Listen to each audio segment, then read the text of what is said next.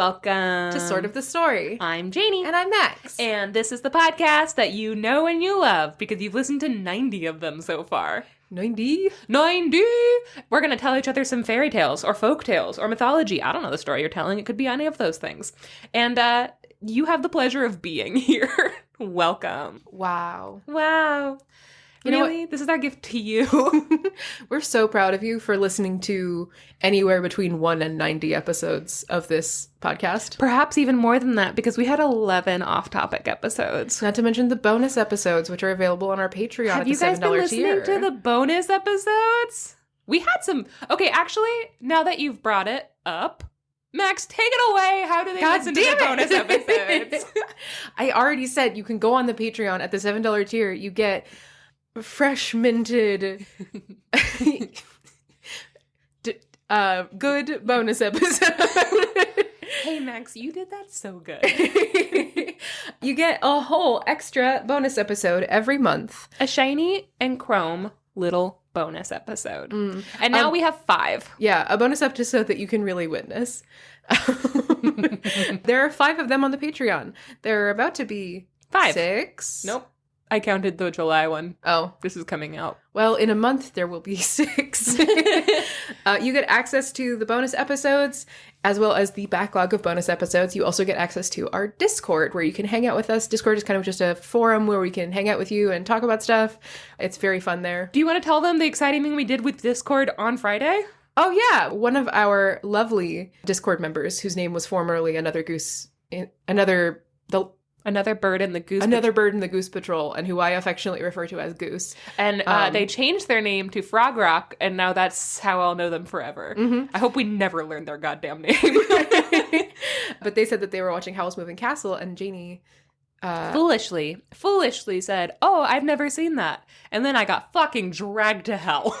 Janey got dogpiled. And we all hung out together and we did a live watch of Howl's Moving Castle with the whole crew. So, and if you're wondering if it was professional, it was not. It was a shit show. We spent the first hour getting it set up. And then every 15 minutes we had to re-log into my sister's HBO Max account.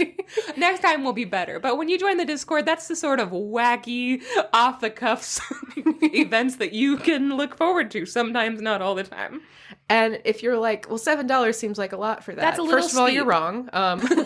It's worth every penny. But also, if you don't really care so much about the bonus episodes and you just want to get that sweet, sweet Discord juicy goodness, then you can join us at the $3 tier, which gives you access to the Discord. You can come hang out with us and all of our lovely pals. And we love every single person on the Discord. We're just huge fans of you guys. You're funnier than us somehow, and you're cooler than us somehow, and also you're kind of mean to us sometimes. And we like that. That's our specific kink. By the way, if you're a child... Don't be here. 1, don't Google the word kink. 2, this isn't a podcast for you. I know that we talked about telling stories and watching cartoons, and that's our bad. This ain't for kids. Go on, get.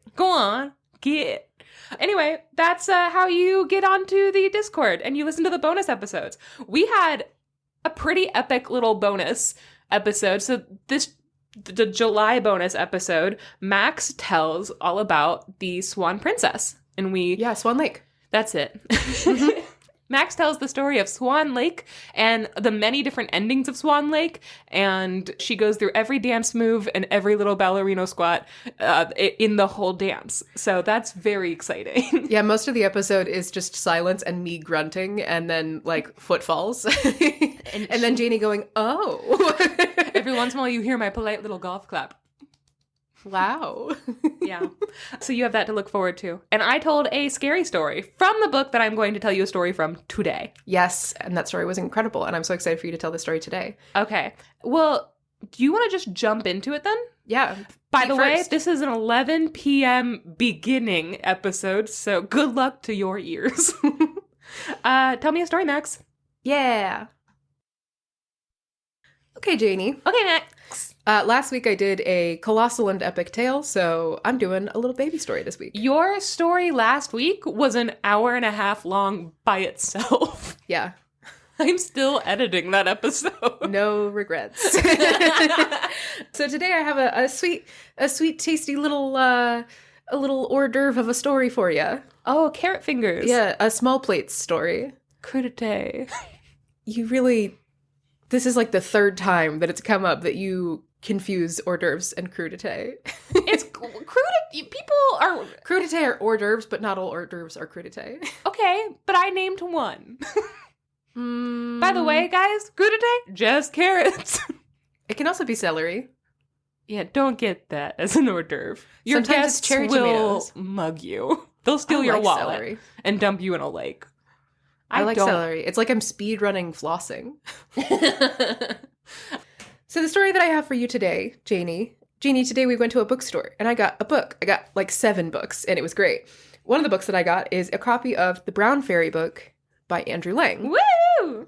We've talked about Andrew Lang a bunch of times. He is someone who collected just hundreds and hundreds of stories back in the 1800s. Our initial impression of him was very bad, but we have since come to love him. And, you know, we have been corrected on the nature of what we perceived as flaws and have found that he's actually a pretty good guy. So Just to recap, because it was a long time ago, Andrew Lang collects stories from all over the world, and he hired native speakers, or sometimes non-native speakers of the language, to translate them for him. And we found out that a lot of his stories were completely translated by his wife, and we assumed he hadn't given her any credit because we weren't seeing that come up on any of the sites. And then Max gave me, I think for Christmas or my birthday or something like that, the first 4 of the Fairy Books of Many Colors. And I found out that in his introduction, he actually always credits his wife. He credits all of the translators, and it turns out most of them are women. And he makes a big point to be like, these lovely ladies who are very smart and intelligent, and these stories wouldn't be here if it wasn't for them. And he like names them.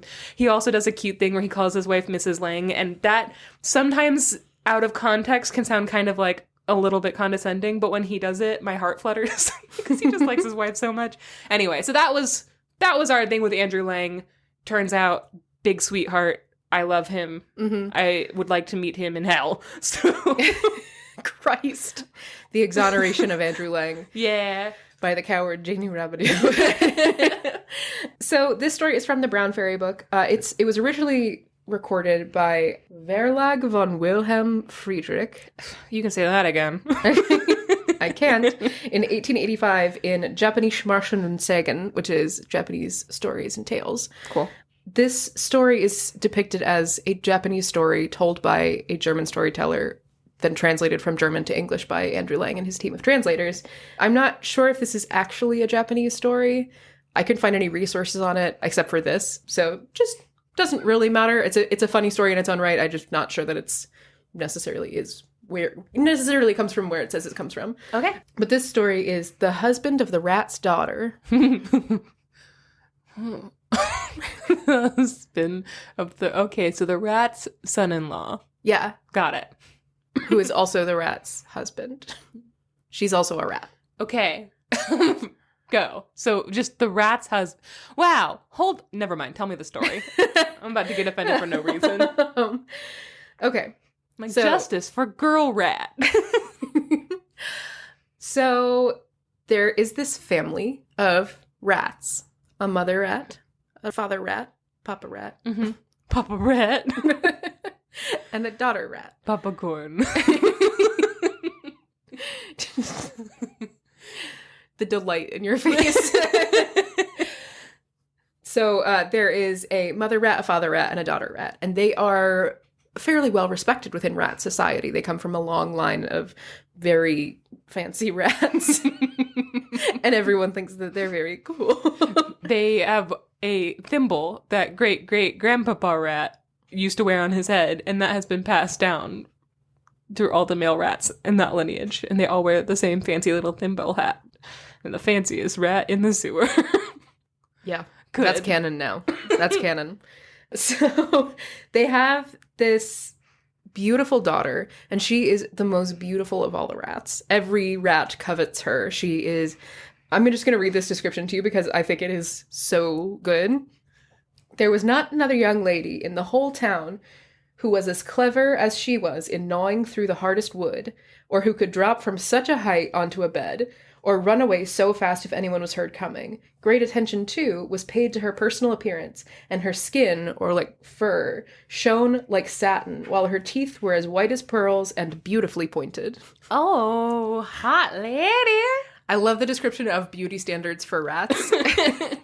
She's silky soft. She has beautiful, long, sharp teeth. And she's so good at falling down from the ceiling onto someone's bed and scaring the shit out of them. I have been described similarly. I'm so good at chewing through walls. I have been named in several police blotters. But I don't want to brag. This story isn't about me. My teeth are so long and pointy. They're like little needles. Everyone says so.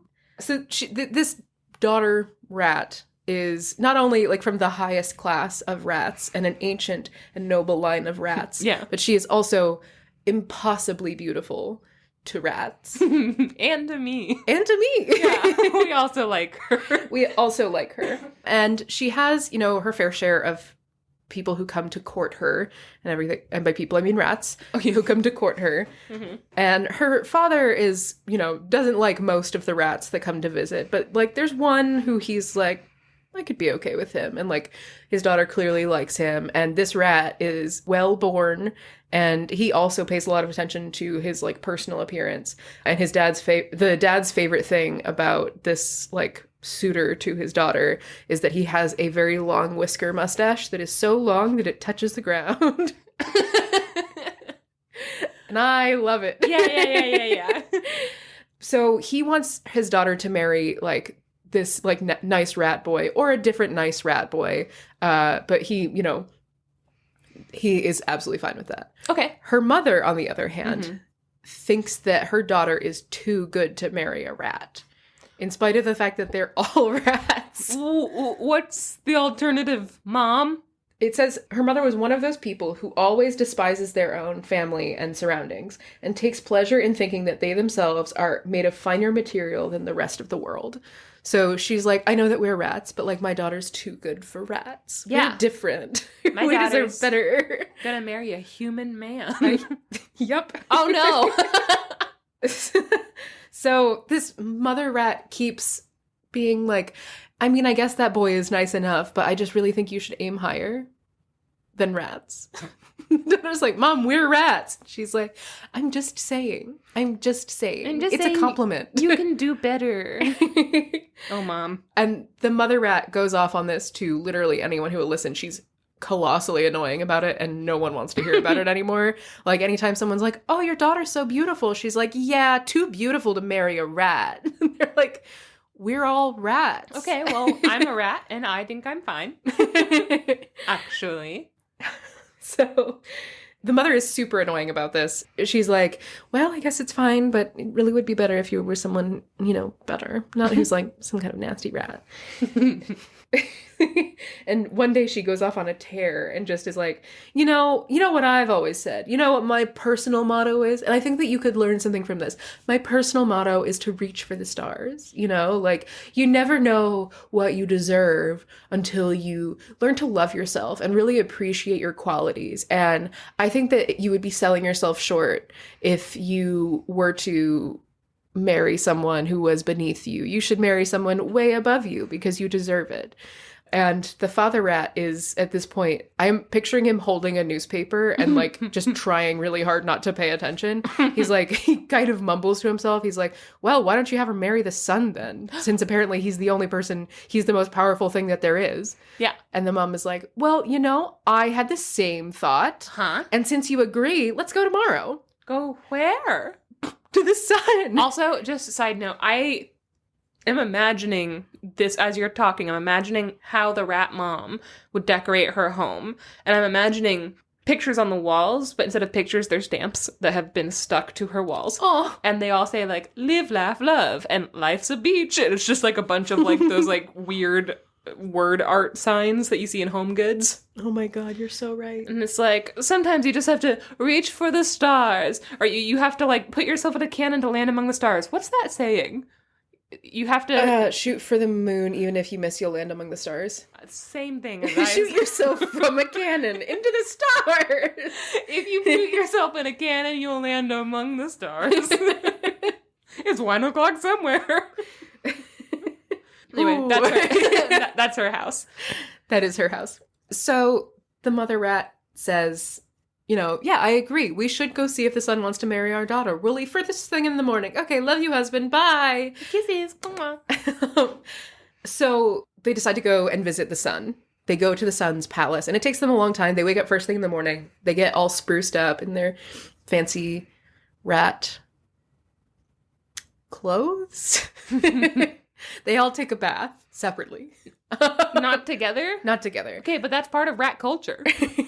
I don't know what to tell you. All right. I don't know enough about the familial structures of rats to be able to accurate. It says that they get all fancy, and then they all go to the son's palace. Okay. So the mother and the father are on either side, and The father is wearing his thimble. God. Oh, what a sweet boy. Oh, okay. Little daughter rat has taken like a hibiscus flower, and they have gnawed off the closing part, and then she's put it around her waist, so she's wearing a little flower tutu skirt. Oh. It's like around her waist upside down, so she's in her little flower skirt, and the mom is wearing a fur coat. She has skinned another rat, and she is wearing it as a jacket. So fancy. She's smoking a tiny rat cigarette. Her name is Buffalo Jill. Juffalo Jill. Juffalo Jill. Someone change their name in the Discord to Juffalo Jill, please. Juffalo Jill. Okay. So we've clothed them. We've clothed them. Yep. So they're all dressed up, and they go and they walk all the way to the sun's palace. Mm-hmm. It takes them a long time, but finally they get to the golden palace of the sun. We've been there before. We know what it looks like. Yeah. We were there last week for my story. We get it. So they go to the golden palace of the sun, and the mother is like, "Oh, great son, I have an exciting opportunity for you. This is my beautiful daughter, and, I just think I would like to give you the chance, if you think you're good enough, to marry my daughter, because you're the most powerful thing that there is, and my daughter obviously deserves the best." And the son is in his golden palace, kind of like in the middle of like he's holding a bunch of things for a project. And he's like, in his head, he's like, I'm way too busy to get married. I have absolutely no interest. But he doesn't want to piss off this rude rat mom. So he says, "Oh, good lady, I would that I could, I should be so lucky to marry a beautiful rat like your daughter." Yeah.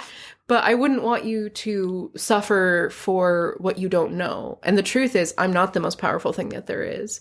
There's one thing that's more powerful, and he gestures to the sky, where the sun is also in the sky. Don't ask questions. Okay. And a cloud floats over it and blots out the sun, right? Oh. And he's like, "You see, I'm not all that powerful after all. The cloud is actually the most powerful thing that there is. So I think that, what, you're right, your daughter deserves the best, and I just wouldn't want to trick you into, giving her to me, because obviously this cloud is better." And the mother rat is like, "Oh my God. Thank you so much for telling me. That was a close call. Okay, bye." And then they walk outside. And the mother rat, they climb up a hill, and the mother rat goes to the cloud and is like, "Well, hello." Like, does the whole big presentation. She's like, "My beautiful daughter might stoop to marry a handsome cloud like you, the most powerful thing that there is in the world." And the cloud is like, "Oh, thank you so much. I don't deserve that. She's too good for me. So actually, I'm not the most powerful thing that there is, even though I can block out the sun, who you may have previously thought was the most powerful thing. There's actually one thing that's more powerful than me, and it's the wind." And he gets blown away by the wind. And at the same moment, the wind picks up, and all three of these rats get picked up and sort of floated through the sky along with the cloud. Aww. and they're tumbling through the air, and the mother rat is like, oh my god. I'm imagining the little daughter rat's skirt is blowing up and she's like, ooh, and she's like pushing it back down like Marilyn Monroe. Yes. Marilyn Monroe. Marilyn Monroe. Classic. Christ. And they sail along on the wind for a little while, and they're not able to get down because the wind is too strong. And they're like, wow, he is pretty powerful. And the cloud is like, oh no, I'm getting pushed away. And he just like walks away. And the rats aren't able to stop until finally they bump up against a brick wall, and the father rat grabs onto it with his little back feet and like catches them all, and they all get like behind the brick wall and like fall to the ground and are protected from the wind. Right? Yeah. So the mother rat is like, wait, the wind, come back here. I have a bride for you. And the wind is like, oh my god, that's so sweet, but I'm gay. What? No. Oh my god. The wind. I'm so excited about the gay wind. The wind is like, oh, that's so kind of you, and I would be absolutely honored to be with your daughter, but the truth is that I'm not the most powerful thing out there. You've just encountered my arch nemesis, this wall that can stop things from being blown in the wind. So he's stronger than me, and I am ashamed. I will leave now in shame for having deceived you. Goodbye. And the wind blows away. All right, so now she has to get her daughter to fuck a wall. So the rats are like sitting against this wall, and the mother rat's like, well, I suppose that this wall is the most powerful thing that there is. And she turns to the wall and she's like, wall, I would like to present to you a great opportunity to marry my beautiful rat daughter. And she does her whole spiel and then like presents her daughter to this wall. And the daughter rat like throws up her paws and is like, you know what? No, I'm not going to marry this old nasty wall. This wall is older than my grandfather. And I would have married the sun or the cloud or the wind because it was my duty, even though I'm in love with that hot rat boy. Oh, I forgot about him with the long mustache. Yeah, her hot mustachioed rat boyfriend. Oh, we could all be so lucky. She's like, even though I'm in love with that handsome rat boy, I still would have done it because it's my duty as a daughter to marry whoever you say. But I draw the fucking line at this stupid old rock thing. Disgusting. Too old and disgusting. And the wall is like, okay, well, I'm right here. That's pretty fucking rude. The wall saying they're just eating cereal. Like, you guys came to my house. I helped you guys out. Maybe don't call me ugly while you're currently sitting on me. Some people are into that. Yeah, that's true. That's true. And she says, I would sooner die than marry this stupid, ugly, disgusting old wall. And so the wall is like, okay, well, maybe let's settle down a little bit on the super personal insults. You know, I'm actually a really nice guy. I have a lot to offer. But he starts to defend himself, and then he realizes that he might accidentally get himself married to this rat. So he's like, oh, well, I would love to say that I am the most powerful and therefore deserving of your daughter's hand, but it's not true. Oh, God. There is one thing more powerful than me, a sturdy, handsome, well-adjusted brick wall who looks great for his age. Who has a great job and has lots of friends. Loves kids. Yeah. Loves kids. Every... Great relationship with his mom. Every weekend, some kids like to throw balls against me and then catch them. So, like, I'm doing community service as well. Yeah, he has a 3-legged dog and a blind cat. That like to sit on him. Yeah, and he feeds the blind cat by hand every day. His cereal. Anyway, so maybe like fucking you should be so lucky, you dirty rat. You dirty rat. I don't even you dirty fucking rat. in your fucking flower dress. That's tacky.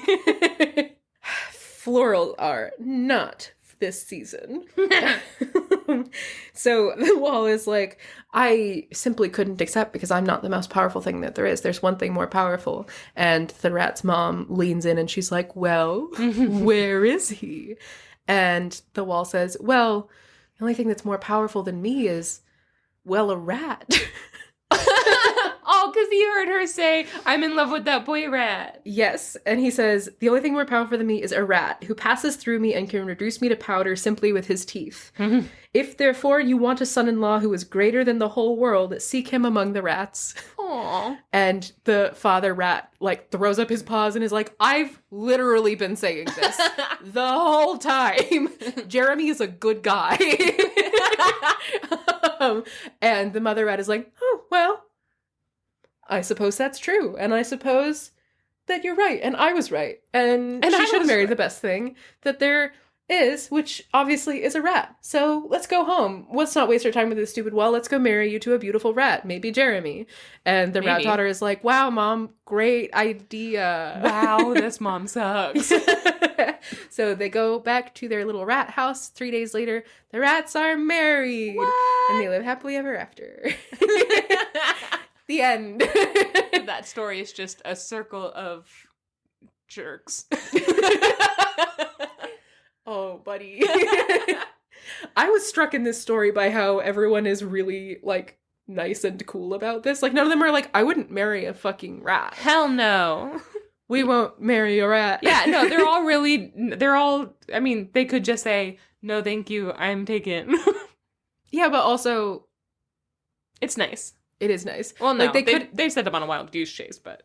A wild douche chase. Goose chase. So, yeah, I mean, it's like, you know, a lot of times when people go to the sun for something and the sun's like, no, the sun is not like, no about it in a nice way. It's like, oh, you're burned alive to death. I hate it when that happens. You know, so all things considered, all of these, like, natural elemental forces could have been worse. Yeah. So this is a story from the Arns Thompson Uther type 2031C, the mouse who was to marry the sun. That's a type? Oh, Yeah. I guess it's a C. It's a subtype. Yes, it's a subtype.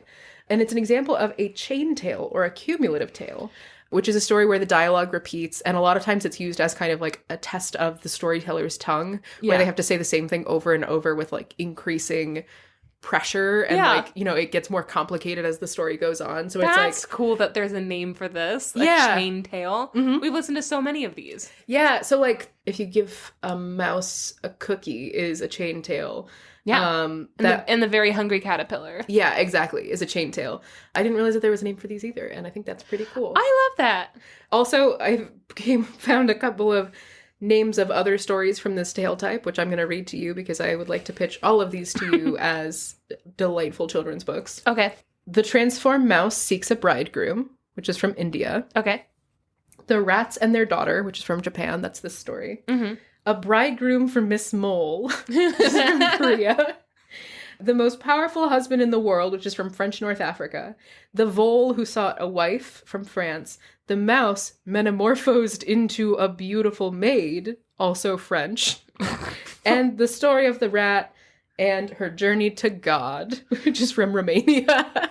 I really like a tale of a rat going on a pilgrimage to get closer to God. Yeah, a rat eat, pray, loving their way into romantic love.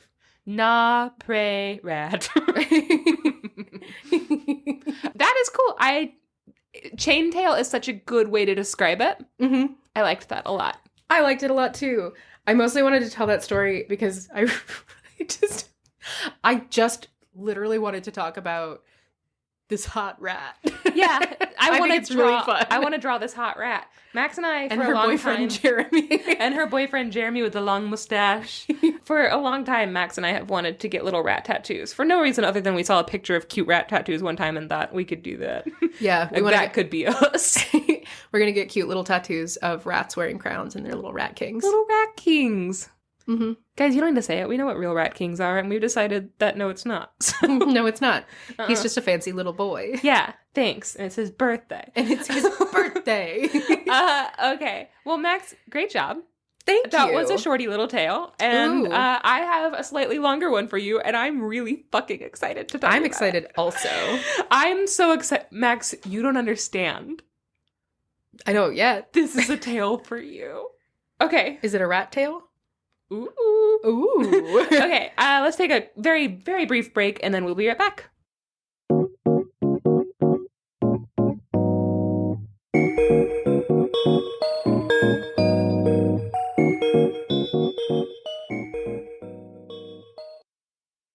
Okay, Max. Okay, Janey. Max, okay. Janey, okay. This is a tale from a book that I got that I've actually already told Max a story from this book for the bonus episode.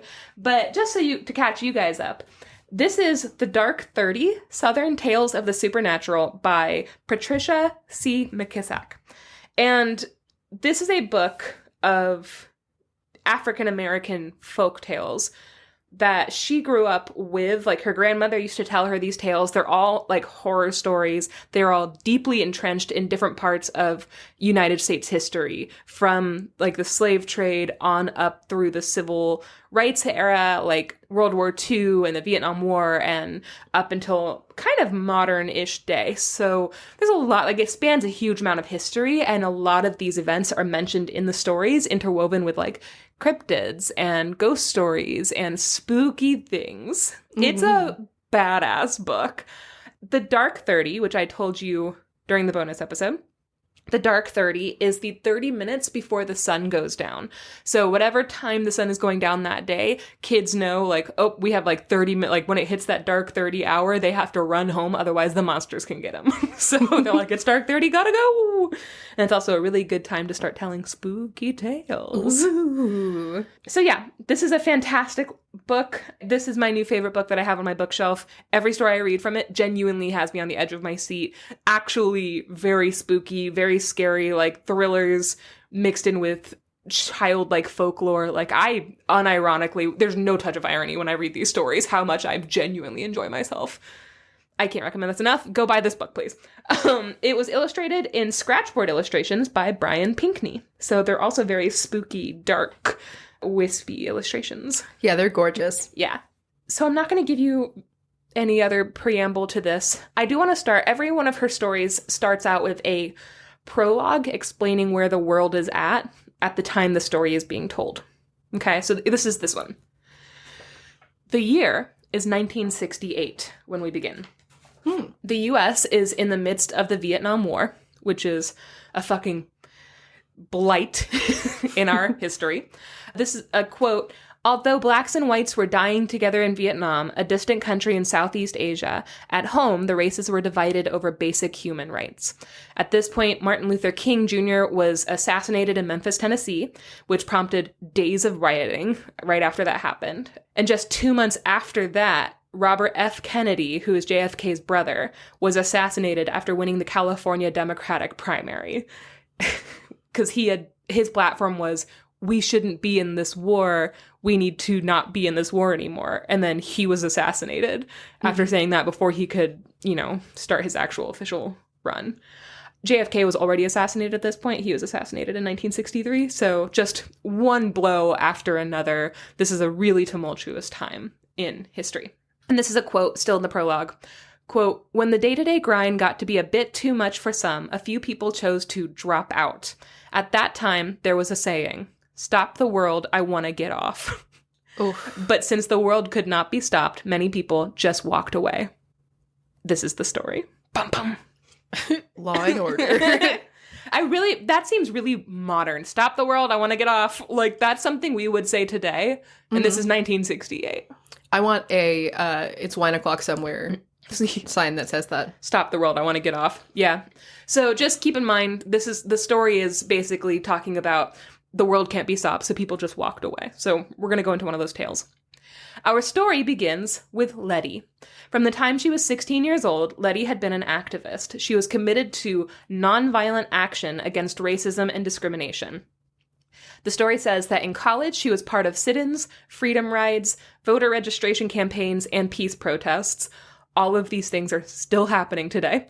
These are all, this felt This story is going to make you feel a little bleak at first, and I am so sorry. Oh, buddy, that's my secret is I always feel bleak. Oh, get ready. So she married a man named Joe Morrison, a lieutenant in the U.S. Marines, and quickly after they got married, she got pregnant.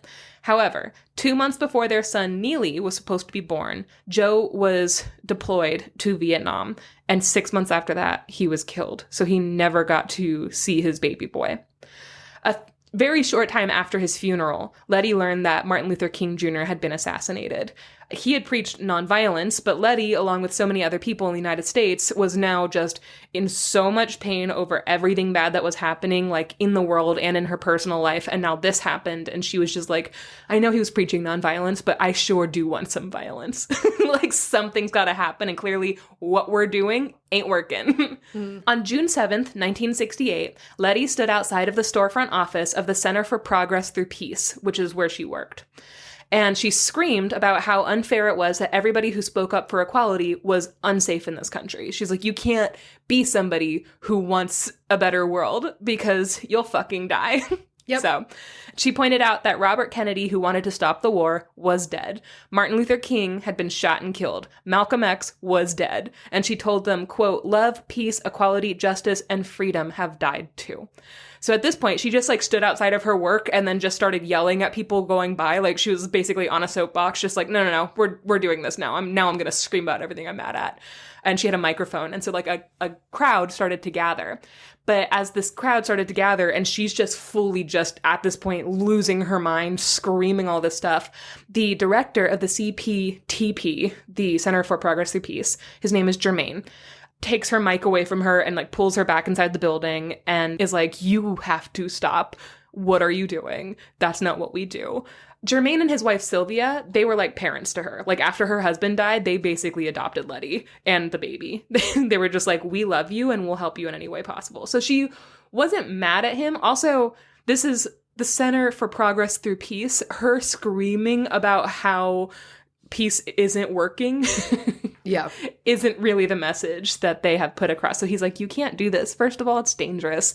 Second of all, you're clearly having a breakdown. And so he tells her she needs to cool it, not start a riot. And Letty feels herself spinning out of control. This is a speech that she gives. Also, I know this sounds like I'm telling you a true story. This is just how the book is written. It's amazing. Wild. This is her speech. I was cool when a woman put a loaded shotgun to my head just because I was sitting at an all-white lunch counter. I stayed cool when firemen turned hoses on me for peacefully protesting the murder of innocent children in a church bombing. I was cool when they murdered Martin Luther King. And I was super cool when they told me that little Neely would never see his father because Joe had been killed in a place most of us can't pronounce. Don't talk to me about being cool, Jermaine. What has being cool ever done for me? Nothing. For all our efforts, what has changed? Are people living in better housing? Are people getting good health care? Is it really better now than it was 10 or 20 years ago? I want so much more for my son. All of those things we have said in 2023. Yup. Oh, it's so fucking frustrating. Okay. So shortly after she has this breakdown, Letty's like, I can't stay here anymore. She's like, the I want so much more for my son basically was saying out loud what she had been feeling for a long time now. She's like, he can't live here. They live in Memphis. She's like, I can't live in the city with my son anymore. And also Martin Luther King was murdered in Memphis. And so she's like, nope. Also, the church bombing that killed those little girls is a real thing. Like all of these things are real events that she was protesting. So shortly after she has this breakdown, Letty decides to leave Memphis and the center with her son. She didn't want him growing up in the city where it was unsafe. So they moved to Orchard City in the mountains of eastern Tennessee. And she used her military survivor's benefits to buy a little home on Orchard Mountain. It's like in a really rural area. Like it's just for as far as you can see, like you can't see your neighbors. Like it's just kind of in like this, and the town is really small. And it's just peaceful. That's what it is. It's just quiet, right? And at first, people were a little cold to her because they thought she was, quote, the advance guard of a hippie invasion. Which I really appreciate that they weren't like, we don't want a black woman living here. They were like, she's some sort of hippie. You one of them teens? And so, but eventually they were like, okay, I guess she's okay. They kind of got used to her. And she didn't really care what they felt because she was like, I really like this. This is really peaceful. This is what I needed.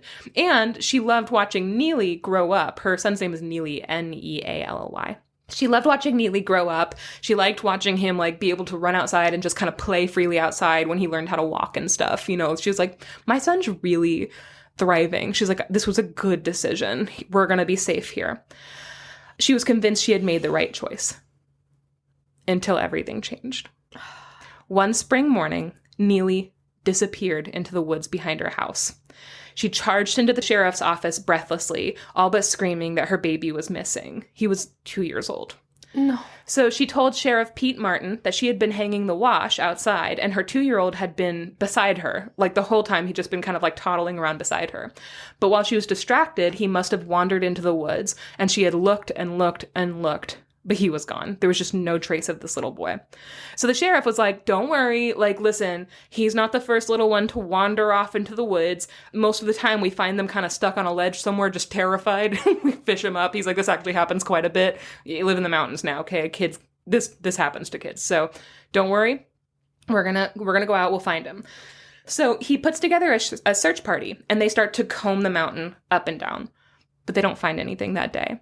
And when night fell, they start to whisper to each other. They're trying really hard not to let her know this, but they're like, it's really unlikely that a 2-year-old can survive out here overnight. If he's still alive now, this is dire. He can't be out here. And so they keep searching a little bit longer, and eventually they find his favorite toy, a brown teddy bear that Neely called Boo, on the ground next to this ledge that just drops off. And so the sheriff is like, listen, Letty, it looks like maybe he fell off this ledge. And if he did, there's no way he can survive that fall. I'm really sorry. But they go down below and there's no body. They're like this, she's looking around and she's like, if he died, then where's the body? Like, he's not here. He didn't fall because there's no body here. And they're like, a wild animal got him. Like, this is the mountains. Like, he's little. And she's like, no, there's no body. If there's no body, my kid is still alive. You can't tell me that he's not. I know that there's something else going on. And they're like, okay. And so they all kind of go back for the night, and then they keep the search party going for a couple more days. They're like, she's right, there's no body. Let's keep looking. So later on, everyone starts to come down and help her. This becomes like huge news. A Boy Scout troop from Knoxville came up to help the search. They just like bust in a bunch of boys to come and search the woods. A motorcycle club rode their motorcycles up the mountain and they searched. Jermaine and his wife, they came to help Letty too. Because, you know, that's her family. But by the end of the week, everyone started to go home. There was media there, and now they're gone. And then Sheriff was really kind, but he told Letty basically, like, we can't keep searching if we don't have any leads. And it's really looking like he maybe was taken by an animal. So when Jermaine and his wife, Sylvia, finally left as well, because they had to go back to work, Letty finally let herself fully break down. She was by herself, and she just starts sobbing and sobbing. And she also, at the same time, starts to promise her son that she would never stop looking for him. She said, quote, I know you're not dead. A mother knows such things. So Letty wouldn't leave the mountain for more than an hour at a time after this. Like, she would go and get, like, the necessities from, like, the store, but she would race back home, because she's like, if he comes back, then he'll be scared if the house is empty. And so I have to be there. And then every day she would go out into the woods and she would walk them, and she would just call his name, like, on every corner of the mountain that she could find. She would just cry his name, like, all day. And when people started to hear her cries in the woods, eventually they started to whisper that it wasn't natural. They were like, she needs to forget about that baby. He's gone. It's not natural. She's holding on to this impossible thing. She's not letting herself move on. Like, this isn't healthy, basically. But Letty was stubborn. She had convinced herself that Neely would come back. And 1 year, 2 months, 3 days, and 4 hours after he disappeared, Neely did come back. He was found on the steps of the Mount Olive African Methodist Episcopal Church. He was naked, and he smelled, quote, like he'd tangled with a family of skunks. He had a few scratches, and he was covered in chigger bites, but otherwise he was genuinely super happy, really healthy. He's running around. They're like, okay, so when they find him, they're like, fuck, there's this kid. So they call her immediately. And then all of the people in the church basically got to like watch as Letty came in and saw her kid and just had a full breakdown and got to like hug him, was crying, and they're all crying. And it's just like, the story says they'd never felt closer to God. It was just this huge miracle. Like they were like, what the hell? He's been gone for over a year. I don't want to go past this too quickly. Yeah. The fact that all of these people were like, it's not natural that she's still worried about that boy when it's been less than a year. Right? Like, well, I don't think it's that she's still worried. It's just that she is still actively combing the woods and screaming his name when he was a 2-year-old, that there's no way after the first day that calling his name would work if he was in the woods, you know? But yeah, they were... She's there alone and her 2-year-old son is missing and they haven't been able to find any indication that he's dead. Oh yeah, 100%. I don't think that that's that unnatural. Like, no, that's pretty... It doesn't seem that unnatural. Like, what the fuck else can she do? Literally nothing. Like, I would drive myself crazy, too. Mm-hmm. I would also wouldn't leave my house, you know? Like, just, ugh. So, everyone's really relieved that this little boy is alive, right? And they're so happy to see her holding her baby. They're like, you were right. We were wrong. This is amazing. Congratulations. But, of course, there are some questions. Where had he been? With who? How had he survived? What's going on? We have a lot of fucking questions about what happened to this kid. So they started an investigation. And of course, that started with a full physical and psychological exam of this now 3-year-old, right? They're like, we gotta at least make sure he's okay. Run some tests. They tried to ask him what had happened, but it was useless. Before he had left, he was speaking at like a 2-year-old level, right? He was starting to have like language, right? But now he didn't speak at all, but he made a lot of weird sounds, just like a string of just gibberish. And the pediatricians were like, you know, it's just baby talk. And she's like, that doesn't sound like the baby talk he was doing beforehand. And they were like, it's not like, it's gibberish. They're not like real words. So like, we're not too worried about that. I mean, wherever he's been, maybe he wasn't talking that much and he just kind of lost some of the words that he had learned before. So he had delayed communication skills, but on the outside, he seemed really healthy. And that made the doctors really fucking uneasy after they x-rayed him, because his x-rays showed signs of extreme trauma. It looked like his spine, lungs, liver, and spleen had all been severely damaged at some point. Like beyond, they were like, yeah, if this is what it looks like, he shouldn't be alive. Like there's something, the inside of his body's fucked up, but it all had healed. And they're like, what the hell? There's just like intense scarring on the inside, but he's fine. And his blood work was also bizarre. Another doctor described his blood cells as looking slightly altered, a mutation of some kind that we've never seen before. Oh my God. Do you have any guesses? You can throw out your guesses as we go. Don't throw them out too early, but just so you know. He got X-filed. So the sheriff only the sheriff only wanted to know 2 things. Who had taken this child and why? He said, quote, I don't believe in the little green men in the spaceship. End quote. Letty didn't care who had done it or why they had done it. She's like, I got my son back. He's healthy. It's fine. I'm taking him home. And the doctors were like, no, we should run more tests. This is all really weird. And she's like, maybe I'll bring him back later, but for now, I'm taking him home. Okay? Like, I'll bring him back for more tests if something comes up later, but I literally do not care. None of those questions matter to me. He's going home. Yeah. At home, though, it didn't take long for her to see how much Neely had actually changed, because now they're, like, in their, you know, environment again. He wouldn't eat meat or sweets anymore, which was wild for him. Like, he had his favorite foods before, and now none of the things that he had liked before, he wouldn't touch them at all. She made this, like, apple pie. She was really excited, and he just would not eat it. He thought it was disgusting. He, like, ended up eating a whole fresh apple. Like, she cut up an apple for him, and he was like, this is the best. And he's just like, over apple pie? What kind of 3-year-old are you? What the hell? So that was really weird, right? Obviously not like super alarming, but like a little odd. Stranger than his new dietary preferences was how fast his hair was growing. That was wild. Every day she had to trim his hair. Every day. She was like, what the hell is happening? Also, she noticed that he no longer sucked his thumb and that he was potty trained. And she said, this is a quote, she said, who helped you break those habits but didn't teach you to talk? Oh. he was full of sounds, but none of them made any sense.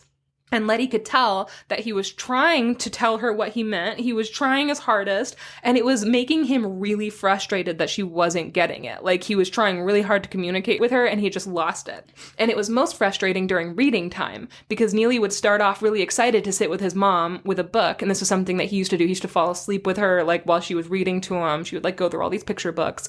And so what he was frustrated about not being able to communicate, she was really excited to sit with her baby again and like read and cuddle. But the second that he would sit there, you know, with her, he would just lose interest again. And she's like, okay, well, I'm going to keep trying. But now he's like squirming and he can't pay attention. And so it said that she was on the verge of tears constantly. And she would tell him over and over again that she was sorry, that she was trying her best. She's like, please be patient with me, okay? Because she's like, I know you're trying to tell me something and I can't figure it out because apparently we don't know each other anymore. And that was really hard for her.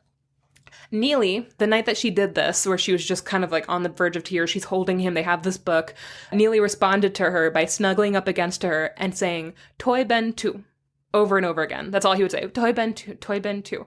But like he was like snuggling her and was just being so sweet. He's got his little baby hands on her face. And so she smiled at him and she's like, I love you, little boy, and don't you ever forget it. So she's just like, it's okay. Like, we don't need it. We don't need language. And then one morning, she started to realize something. She held up a carton of orange juice, and she's like, do you want some juice? But he pointed at a pitcher of water, and he said, Sawa, S-A-A-W-A, Sawa. And she kind of looks at him, and he says it again, and she, like, looks over at the water, so she pours a glass of water, and she goes, Sawa, and she goes to hand it back, and he just starts squealing. He's like, that's it! And she's just so excited, and he's like, yeah, so he takes it, he chugs it, he's like, woohoo! And then he jumps down, and he just starts running around, like high-fiving a million angels. He's like, Sawa! And then he runs off to go play, and she's like, huh, okay, maybe not baby talk after all. Yeah. And so she follows him, and she grabs a book, and she says, you want to read? Want to read? And she holds up the book, and he goes, Fros. And she's like, okay, Fros. All right. And so she sits down and he climbs into her lap and she opens the book and there's a picture of a bird and she points and she goes, bird. And he covers her mouth with his little chubby baby hand and he says, Naga, Naga. And she's like, okay, all right, Naga. And he's like, yeah. And so she's like, all right. And so she goes to the next page. There's a tree. And he says, Pota. And she's like, okay. And so she starts letting him just kind of point to pictures. And he's assigning his little baby talk words to all the pictures. And then she turns to the next page. And there's a picture of a large brown bear. And Neely touches it. And he says, boo mama, boo mama. And he just starts kissing it. And he's like kissing his hand. And he's just so excited. And he says, Toy Bentu, boo mama. And so she's like, oh my God, he remembers something. Like she's like, he gets it. It's Boo. Remember, that's his brown bear. And so she's like, oh my God. So she runs, she grabs the stuffed bear and she's like, look, here he is. Here's Boo. Here's Boo. But Neely pushes it away and he's like, no. And so he doesn't want to look at it. That's not what he was talking about. And he starts to get really agitated because now she's suddenly not getting it again. And he starts to like point at the windows and now he's starting to cry. He's throwing himself down and he's just saying, boo mama, boo mama. And like just now he's in a full on tantrum. And she's like, okay. And so that night he cries himself to sleep and Letty cries herself to sleep. Like she does not get it. It's frustrating. So the next day, Letty takes Neely to Knoxville, down the mountain. And she stopped at the language lab of the university, and she gave them a list of the words that Neely had spoken to her. She had, like, written them down. And so she was like, listen, can somebody in here translate these for me and let me know what language they're from? And they were like, yeah, okay. It's going to take a few days of research, because it's 1971. Sure. But they say, if you leave a self-addressed stamped envelope here, then we'll forward our findings to you. And so she does that. Afterwards, she went to the library and she let Neely kind of sit in the children's book section and he's like leafing through little picture books and like the cardboard books and stuff. And she starts reading all about child development. She read about how children often make up their own words and that they can create imaginary friends to share secret languages with and that they can have like whole secret worlds that they invent, right? Apparently that's not uncommon with kids. And it was comforting to her because she's like, oh, okay, so this is normal child development. Like, he clearly went through something traumatic, and now he's doing kind of like, it seems freaky, but like apparently a lot of kids go through similar things. And so she's like, awesome. this might be an imaginary friend situation, baby talk, secret language, anything could be happening, you know? On their way home, they stopped to get ice cream, and Neely told her in really halting language, very slowly, he says, "Thank you, Mama." And she just bursts into tears. God. She's like, "Oh my God, you spoke." And then she starts crying and she goes, "And you called me Mama." Like he hadn't done that since he got back. Oh, I can't. So, I know, this fucking story. So, as she's like crying and she's like holding him and she's like, "Okay," then he starts saying, "Toy ben tu, Mama." And she's like, "Okay." So she's like, "Listen, now I'm more convinced than ever. This is a developmental phrase. He's getting his language back. Like, he's becoming like my son again. He's fine. He's going to be fine." And she thought that all the way home. And her good mood remained until she was undressing Neely for bed. And she saw that suddenly, just in that day, a strip of hair had started to grow down the middle of his back. What? Yep. He has a strip of hair down his spine. So that night, she held him until he fell asleep in her arms, and then she put him down, and then she went to her own bed, and she passed out because she was exhausted and confused. But that night, she was awakened by a mournful wail coming from the woods. Then she smelled a metallic odor. This is the quote, "It's a foul mixture of sulfur and coal." And she recognized it because that's what Neely had smelled like when they had found him. It was the exact same smell, and it was really fucking strong. It was like coming in from the woods, basically. So she ran to her son's room because this like loud haunting noise just coming from the dark woods had like, it really freaked her out. And that was the only sound. And so she ran to her son's room, but Neely wasn't there. No. She searched in the bed, she searched under it, she searched through the closet, and then she heard this noise outside, and she looked up, and she saw a large shadow move across the window. And it was so big, she was like, "Oh my God, is there like a bear outside? Like this, it's huge." And so she dropped to her hands and knees so that she wasn't in view of the window, and she whispered out for Neely, and she's like, "Where are you?" And then she hears him come in from the bathroom, and he's saying, "Mama," and he grabs her hand and he starts dragging her back to the kitchen door. And he starts like, you know, trying to grab the doorknob. He's trying really hard to open the door because he wants to go outside. And she's like, "No, no, no, no, no." So she starts to grab him back, and then he starts just screaming. He's screaming, "Boo mama, boo mama, boo mama." And she's like, "Oh my God." So she's trying to like get him to be quiet. They're sitting there on the floor. And then she starts to hear breath on the other side of the door, like this loud breath, and it's like shaking the door with how forceful it is. And so she starts to yell out. She's like, "Leave us alone. Go away. Please go away." And so as she's like yelling, it starts to kind of retreat. And it says that she held Neely for a long time until she realized that everything was quiet again. And she kind of peeked out the window and nothing was there anymore. They were alone. And Neely started to wave at the window and he said, "Boo mama." And he pointed towards the trees. And so when he looked up at Letty, he was like pointing at the trees and he's like, "Boo mama." He looks up at her and she screams because his eyes are like blood red. Like just the whole eye is just like red. Jesus. So the next morning, Letty had made a decision. She hoisted a shotgun over her shoulder. Sure, good decision. And she walked with Neely through the woods. She felt like she was being watched the whole time, and she hated the feeling. And on top of this, the normal hum of the woods, you know, of like bugs and like birds and stuff like that, none of that was there. It was completely silent. There wasn't the sound of a single thing moving or like alive on this mountain. They were in this absolute unsettling silence. And she told herself, "Okay, stay cool. Just stay cool. You can do this." And she circled this huge area of the woods. She walked all the way around with him. And then she headed back to her house. And when she got to her house, she told Neely, "Stay here in the backyard. I'm going to go get us some water." And she left him outside. The second she was inside the door, she smelled that powerful metallic odor. And then she heard Neely start crying out, "Boo mama." And he kind of started to like toddle towards the woods. So she used some old hunter's tricks and she doubled back around the house so that when she came out again, she was downwind. And she leveled the shotgun and she aimed at something incredible. Quote, "A hairy creature, big like a bear, but with human features, emerged from a clump of bushes." Babbling, Neely started walking towards it. He has not an ounce of fear. The creature made it to him, scooped him up in its big hairy arms, and basically is like sitting there hugging this baby. And Neely is just like, boo mama, boo mama. And so Letty steps from her hiding place, aimed the shotgun at the creature's head, and said, quote, put my baby down or I'll blow you to kingdom come. Jesus. The creature turned and very slowly put Neely down.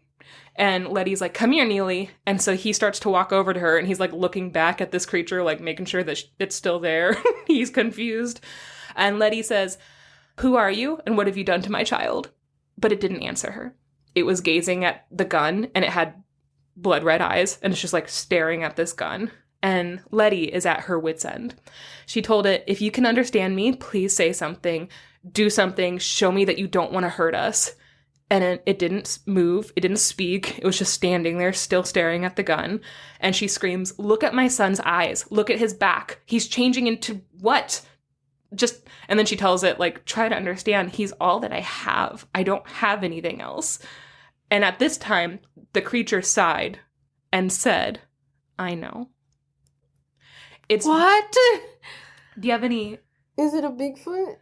So its voice was thick and raspy, and it was clearly female.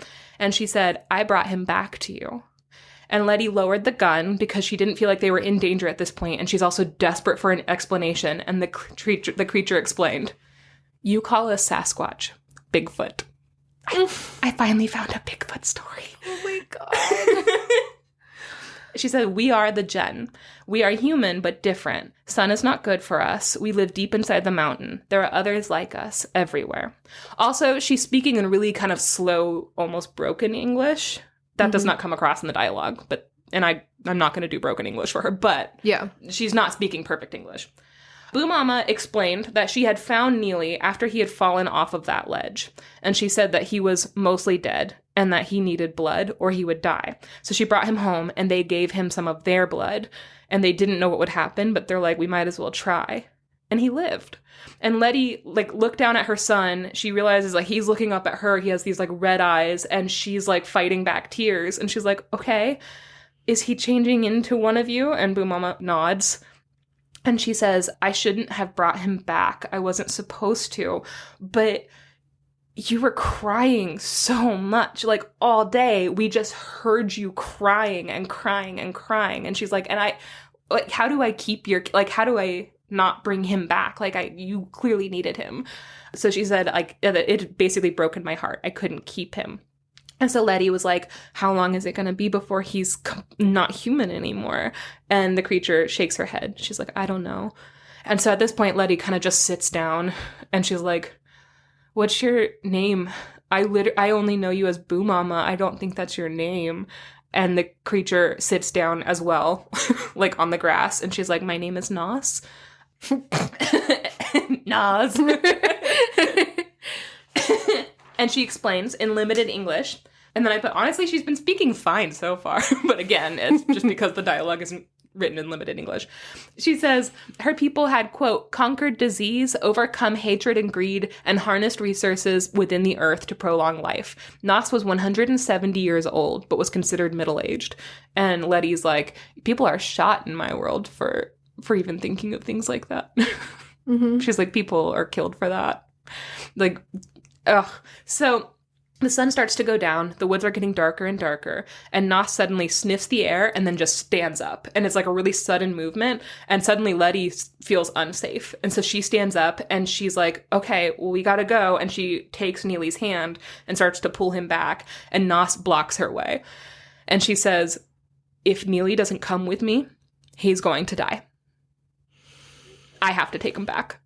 And Letty bursts into tears, and she's like, no, you can't have him back. There has to be another way. And Nos is like, there's no other way. So she starts to call Neely to her in her language, and he starts to walk towards her. And so Letty raises her shotgun, and she says, no, come to me, baby, come here. And Neely is like looking back and forth as they're both calling him, and he's in the middle like, Mama, Boo Mama, Mama, Boo Mama. He's like, I don't know. And he says, Toy Buntu, Boo Mama, Toy Buntu Mama. And Nos turns to Letty, and she's like, he's saying that he loves us both. And then in like a single movement before Letty can move, she grabbed the shotgun and she just twisted it into basically a circle. Badass. And then she tosses it over her shoulder and she's like, anyway, what if you come with us? And Letty is like, you want me to come with you? And she's like, it's your choice. I'm not going to take you, but I have to take him. And Letty looks down at Neely and he says, Toy Bantu Mama. And he's like looking at her and he's like touching her. And she responds, Toy Bantu Neely, more than anything in this world. I gotta take a second to fucking have a breakdown. Oh my God. Okay. So, people spoke about their disappearance for a long time after. Finally, even though they had left all of their belongings, everything, including like food on the stove and like wallets and keys and stuff, they were like, they probably just moved. They're like, there's obviously no evidence of foul play. I think they're fine. Everything was satisfied with this for some reason, except for Jermaine and Sylvia, and also the sheriff. Every now and then, Jermaine and Sylvia would come up to the mountain, and they would search the mountain and look for anything that could explain what happened to Letty and Neely. And the sheriff would help, because he was also like, guys, they left everything. Like, clearly they didn't move. And so he was looking for clues. Eventually, he found a twisted up shotgun and a set of footprints that led nowhere. In the house, he found a letter from the university stating that the words Sawa, Fros, Naga, Porta weren't part of any known language. On the ledge where Neely's teddy bear had been found, they found a scrap of paper and wondered if it was a clue, a key to solving the case. On it, Letty had written, Boo Mama, underscoring it several times. They never solved the case. The end. Oh my God. What a good Sasquatch mom. What a good Sasquatch mom. Oh, God. So what I like about this, because remember, the prologue of this story talks about the stop the world, I want to get off. It's the idea of some people just walked away. And they had so many people go missing during this time. I mean, even this is about, like, the African-American community and, like, the Black people during the Civil Rights Movement. But, like, I constantly thinking about, like, the Native American community during the Civil Rights Movement and how many Native American people just went missing, you know, and nobody, still to this day, but especially during this time period, would just go missing. And so many people were being killed or falsely imprisoned or, you know, beaten or murdered. Like, there's so much happening at this time that, like, you couldn't search for everyone. It was impossible. And so just having this little folktale of what could have happened and having it be something so lovely, like scary, but at the end of the day, so much better than the world that they were living in is like, yeah. You know, but that was Boo Mama. Oh my God. Guys, I can't tell you enough how much this book is changing my goddamn life. I told Max a story from it that had us on the edge of our goddamn seats because every story reads like a movie. It all is grounded in history and like realism enough that you are so invested while reading it. So yeah, this is my favorite book that I have ever in my life had. And also, I've been wanting to find a Sasquatch story. I think you have too. There's just are very few of them. Yeah, I had high hopes for the hairy man, and I was disappointed. That was the closest one. And it's horrifying. Yeah, but not a Sasquatch. Not a Sasquatch, also. Yeah. No, this is good. Yeah. Yeah. All right. Well, guys, that's 90 episodes in the can. Mm-hmm. Congratulations to one us. One Sasquatch also in the can. 90 episodes and one Sasquatch. If you like that story, look us up. Check us out in the phone book. You nerd. If you like that story, you can go on our Instagram and there will be pictures up there from this particular book and from Max's book as well. There will also... Oh, there is a picture. I forgot to show you. That's good because mine doesn't have a picture. Yeah. I don't want you to overpromise here. This is... Oh my God. He's so little. It's a little baby boy, and he's reaching his little arms up, and he's standing in big Sasquatch footprints. And all around him are like leaves. And his little jacket's all torn. Yeah, and he's little patches on his knees and he's barefoot. Yeah, he's very cute. So if you liked this, go on Instagram. I'll put this picture up there. You can also email us at sortofthestory@gmail.com. You can leave us a 5-star review if you wanted on Apple Podcasts. That would mean a lot to us. And you can join the Discord and listen to bonus episodes by going to our Patreon. And all of those links are in our show notes and also on our website at sortofthestory.com.